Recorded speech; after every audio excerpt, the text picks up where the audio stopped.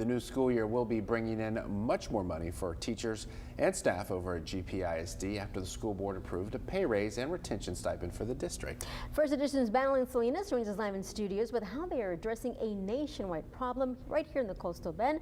Madeline, good morning. Good morning, Barbie. That's right. One of those pay adjustments includes a 1% salary increase from the midpoint for teachers, nurses, librarians, paraprofessionals, auxiliary staff, and administrators.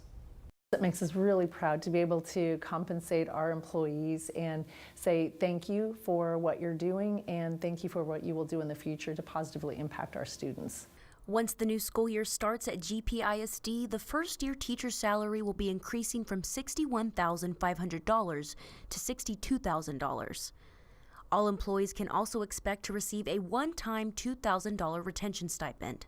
Dr. Michelle Cavazos says one of the biggest helps in determining how the new school year's pay increase would work was the district's newly formed long-range compensation committee. This compensation planning committee is really to look at what are our resources and how can we as a district reduce our expenditures so that we can continue to maximize our dollars in our human capital. Because as we know, our employees are our greatest resource that positively impact our students.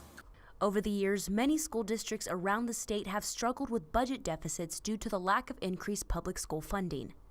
While G-PISD has been in a good position for some time, Dr. Cavazos understands that like any district in the state waiting for legislative change, that lack of increased state funding could one day affect their district.